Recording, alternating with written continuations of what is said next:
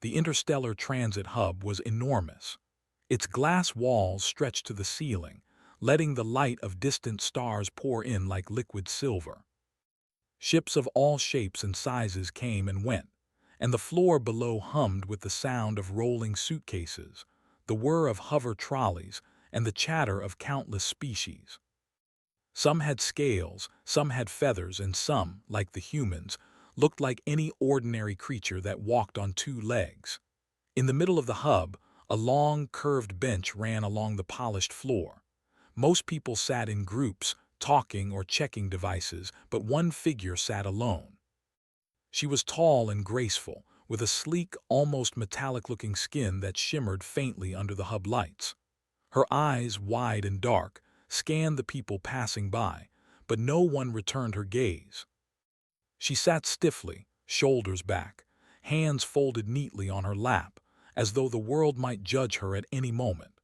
She was known across the hub as the alien officer who had commanded the last mission that ended in disaster, at least, disaster in the eyes of her people. She had saved hundreds of lives, but her flagship, a symbol of her species' pride, had been destroyed. While others whispered about bravery, her people saw only the loss. And so she was avoided, left to sit alone day after day in the center of the bustling hub. She didn't notice when a shadow fell beside her. The human pilot, a man not much taller than average but with a strong, straight posture, lowered himself onto the bench. He made no attempt to speak immediately. He simply sat, hands resting loosely on his knees, his eyes looking straight ahead. Around them, whispers floated through the air like tiny currents. "Why is he sitting there?" one officer murmured. "Isn't he risking his reputation?" She stiffened slightly. She was not used to people approaching her, not used to anyone speaking to her, not even with silence. She expected the human to glance at her, to ask some perfunctory question about rank or mission, but he did not. Hours passed, or maybe minutes. Time seemed to bend in the hub's endless energy-lit halls. The human pilot stayed silent, yet his presence was like a small anchor in a storm. She could feel the tension in the space around them, the faint buzzing of other species judging. But she did not move, and after a while neither did he. Finally she spoke, her voice soft, careful.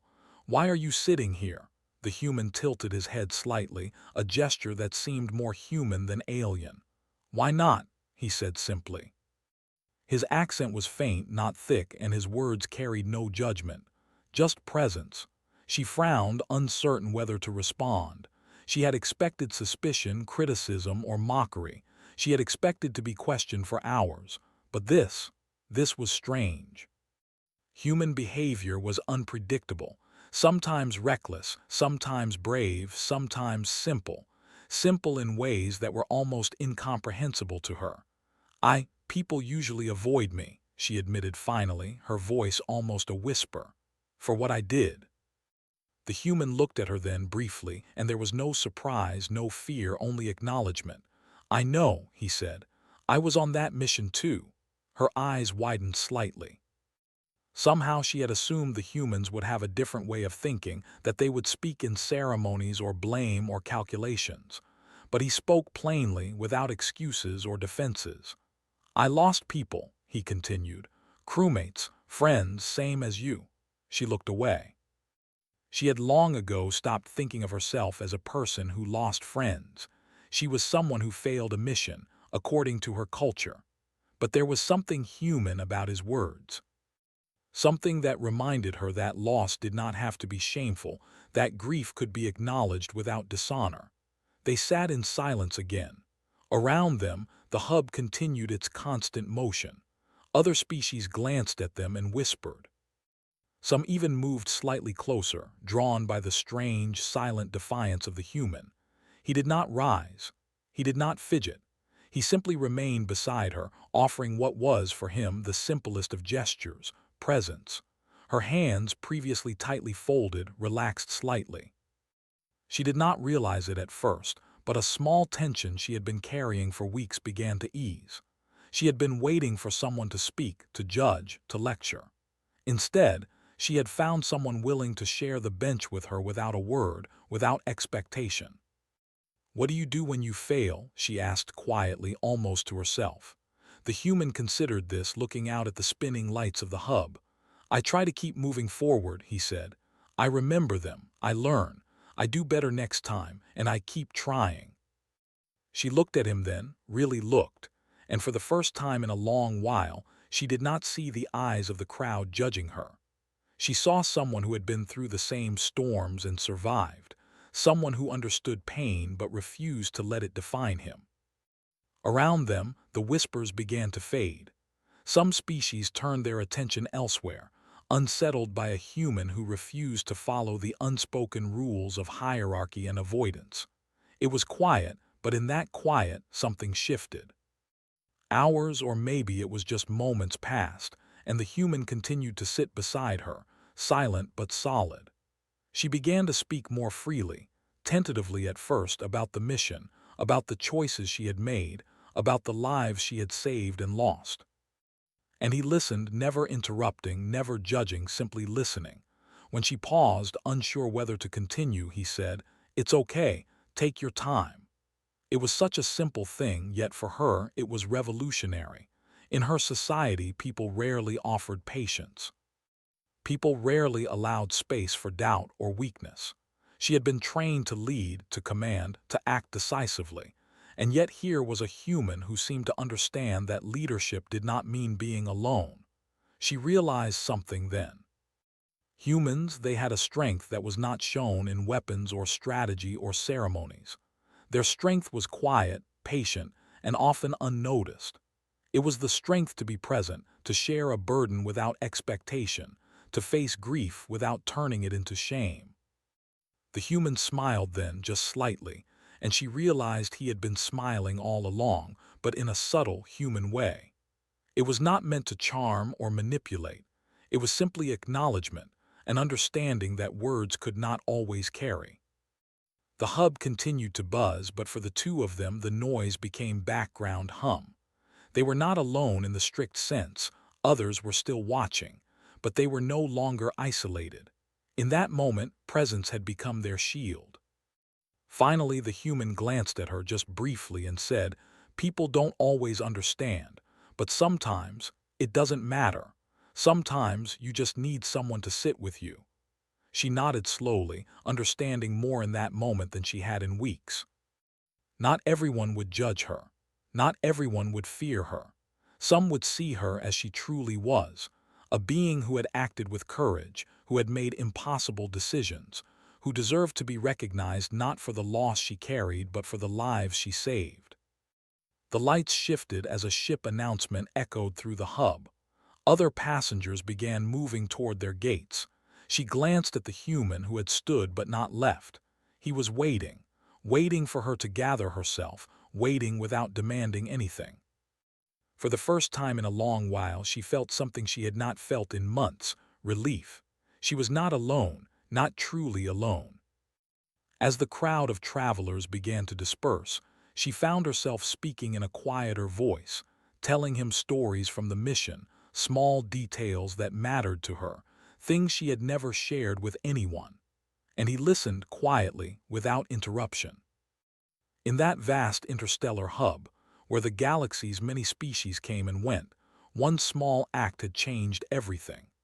One human pilot had chosen to sit beside her, and in doing so, had begun to undo the walls that isolation, fear, and misunderstanding had built.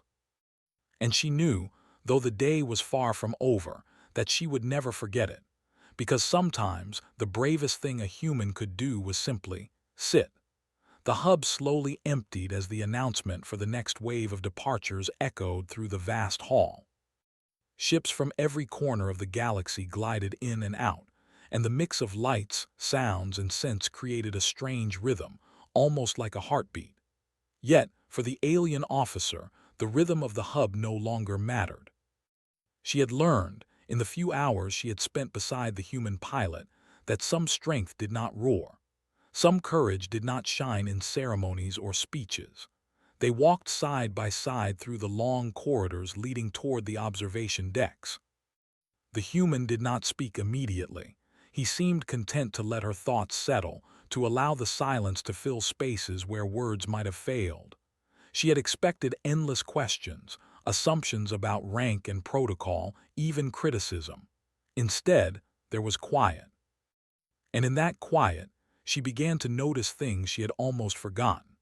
The soft hum of the energy panels in the walls, the way light reflected off polished surfaces, the subtle scent of the recycled air that somehow carried hints of distant worlds. Finally she spoke, her voice soft but steady. "Why did you sit with me?" He shrugged, a simple human gesture that seemed so casual it almost embarrassed her. "Because no one should sit alone if they don't have to," he said, "even when everyone else looks away." She blinked. It sounded almost naive, but somehow it carried weight. In her society, actions were measured, judged, and catalogued. A single gesture could ruin or save a career, but humans seemed to measure differently. They measured by intent, by presence, by the willingness to share burdens without asking for glory. "I was afraid," she admitted quietly, almost ashamed. "Afraid that people would think I was weak, afraid that I don't know, afraid of being judged." The human nodded as if he understood completely, and she realized he probably did. "We all feel that," he said, "even when it looks like we don't, but fear doesn't have to stop you. Sometimes you just face it and keep moving forward." She was surprised by the simplicity of his words. She had spent countless cycles thinking about strategy, statistics, and judgment. And yet here, beside this human, she felt something she had not felt in a long time: clarity. Perhaps strength was not only in action or command.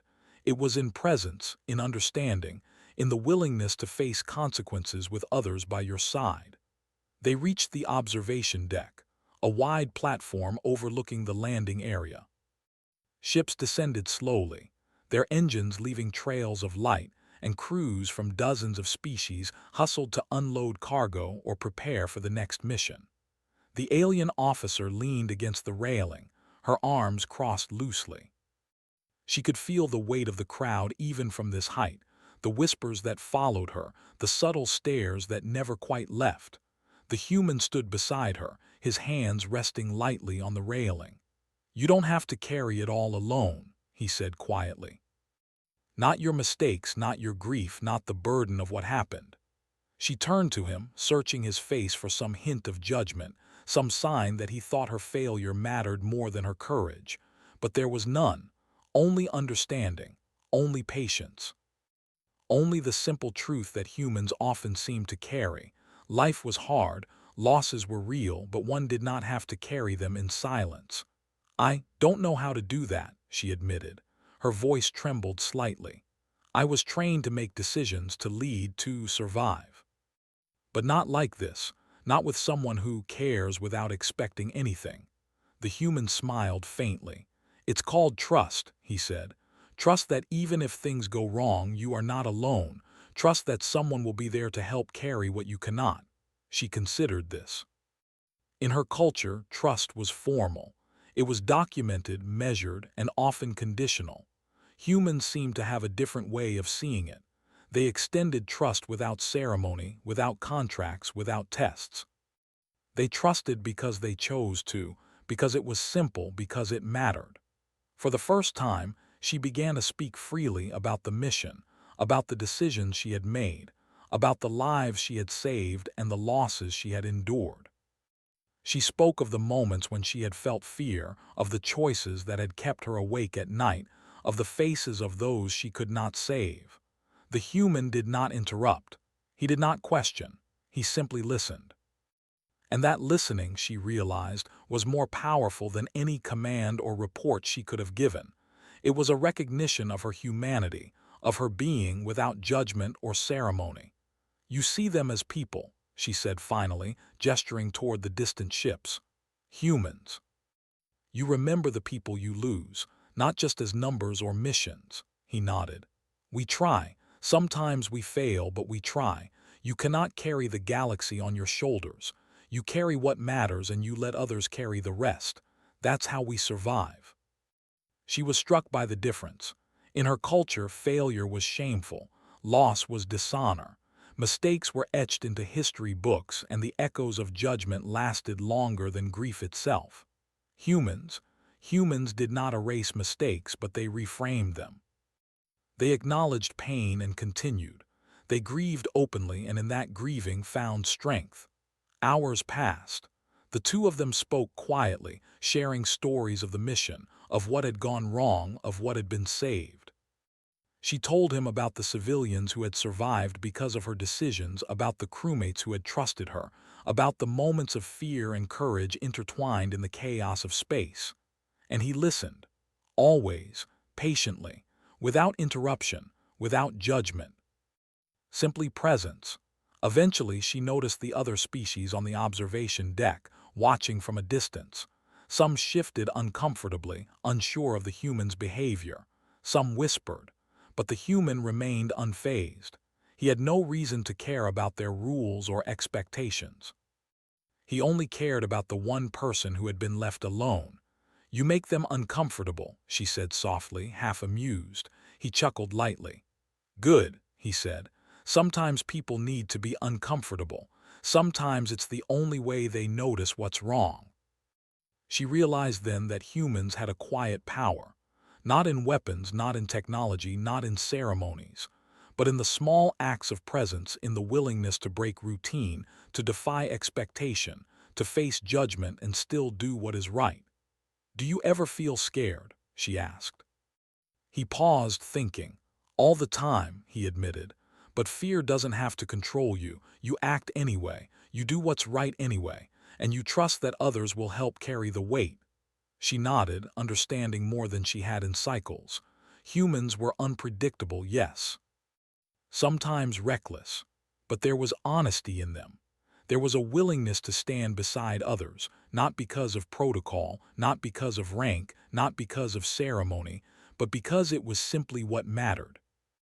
As the observation deck lights shifted to indicate the arrival of a new transport, the alien officer felt a small, unfamiliar warmth.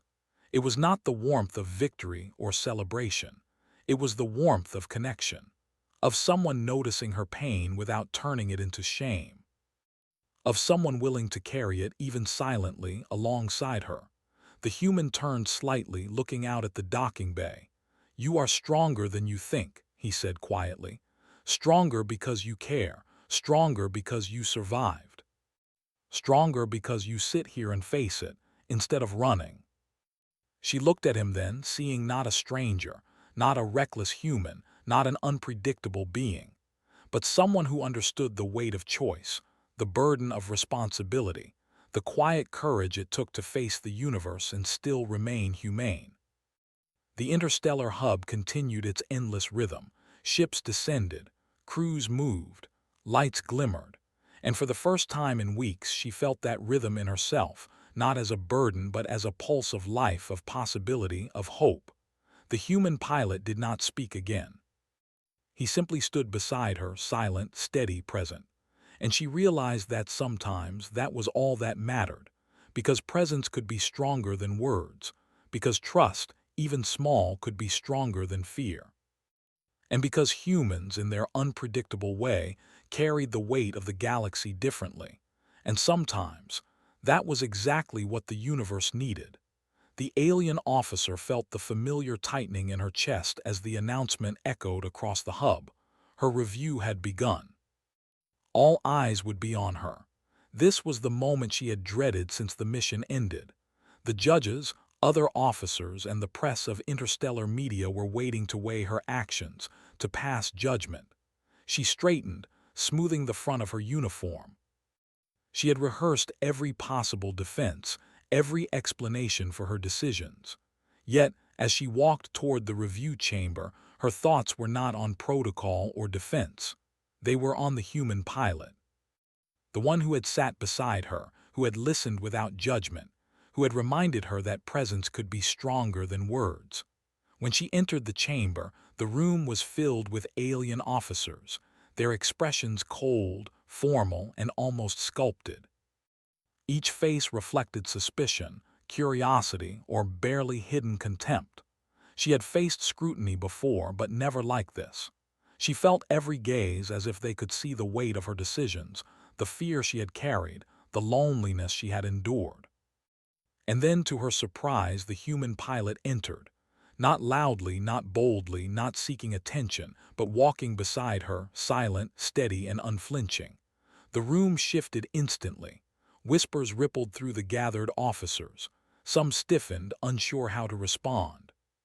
Humans rarely interfered in alien formalities, rarely violated the rigid rules of hierarchy. And yet here he was, standing beside her as if silently declaring, "She is not alone." The human did not bow, did not speak, did not demand attention. He simply stood. And that act alone was enough to unsettle the room. The chief officer began the review, his voice measured, precise. "Commander, you are here to explain the outcome of your mission. Your decisions resulted in the loss of the flagship, though many lives were saved. How do you respond to the charges of negligence?" The alien officer inhaled deeply. She could recite the rules, repeat the strategies, defend her every choice. But instead, she did something different. She spoke honestly. "I followed the information I had. I made the decisions that saved lives. Yes, the flagship was lost, but the mission was not a failure. My responsibility was to protect those I could. That is what I did." A murmur ran through the chamber. Some officers shook their heads, unwilling to accept her reasoning. Some sat silently, calculating and reconsidering. The human pilot took a step forward, not to challenge the court, not to command attention, but to quietly stand beside her. Then, in his calm, human way, he spoke. "I was part of the mission. I take responsibility for what happened, as do all of us. Commander here made the best choices possible under impossible circumstances. She acted with courage, intelligence, and care. We survived because of her decisions." The room froze. This was unprecedented.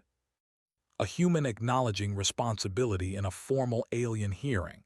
A human speaking in support of an officer whose reputation had been nearly destroyed. Some officers bristled. Others exchanged uncertain glances. But the human remained silent after his words, letting them sink in. His presence, his calm defiance, and his choice to stand beside her without demanding anything else created a quiet force that could not be ignored. The chief officer's gaze shifted between them, sharp and calculating. "Are you implying that human judgment supersedes the law?" he asked, a note of irritation creeping into his voice. "No," the human said simply. "I'm saying that actions matter more than appearances. Decisions matter more than fear. She did what was right, and that is all that should matter here." The chamber was silent. The alien officer felt a strange mixture of pride and relief. She realized that for the first time in cycles, her actions were being seen clearly, not through the lens of fear, hierarchy, or superstition, but through truth. The chief officer cleared his throat. "This is unusual," he admitted. "Never has a human participated in a review in this way." The human shrugged lightly. "I don't follow unusual rules. I follow what's right." The alien officer's heart lifted. She had always believed that courage was measured by weapons, strategy, and ceremony. But now she saw another truth. Courage could be quiet, unwavering, and human. It could be the act of standing with someone when the world had turned its back. Other officers began to shift. Some moved closer to observe more openly. Some seemed to consider the human's words carefully, perhaps for the first time seeing that rigid protocols could sometimes blind judgment. Small acts of defiance and honesty had a ripple effect. The chief officer finally nodded, reluctantly. "Your decisions saved lives. You acted with skill and courage. The loss of the flagship is unfortunate, but it cannot overshadow the lives preserved. We acknowledge your actions, Commander." A wave of relief swept through her, but more than that, she felt something deeper: validation. Not from rules or protocol, but from the universe, reflected in the quiet strength of a human who had chosen to stand with her. As the hearing ended, officers began to leave the chamber. some whispering, some thoughtful, some even looking at her differently. She felt the invisible walls around her beginning to crack. She realized that isolation, fear, and judgment could be challenged, not with argument, not with defiance, but with quiet presence and truth. Outside the chamber, the human pilot stood waiting. He offered no grand gestures, no speeches, no accolades. He simply extended his hand in a human way, light and sincere. She took it, and they walked together through the hub, side by side, as if the mission and its judgment were nothing more than steps in a larger journey. Passengers and officers began to notice. Some stopped to watch. Some smiled subtly, recognizing the courage of small, quiet acts. The alien officer could see the change in the room, the subtle shift in perception, as humans and aliens alike began to understand that strength was not always loud or formal. Sometimes, strength was simply being there. They stopped at a large observation window overlooking the docking area. Ships of countless shapes glided past, their lights reflecting in the polished floors and the officer's eyes. She breathed deeply, feeling the weight she had carried for cycles begin to lift. "You changed the room," she said softly, almost in awe, "just by being here." The human smiled faintly. "Not me," he said. "Humans help carry the weight, you carried it too. I just helped a little." She nodded. She realized then that heroism was not always in grand acts or battles. It could be in the smallest moments, listening, standing, sitting with someone when no one else would. Those small acts could ripple outward, touching others in ways she had never imagined. Around them, the hub continued its endless rhythm. Ships descended, crews moved, announcements echoed. Life carried on. But for the alien officer and for the human pilot beside her, the universe had shifted.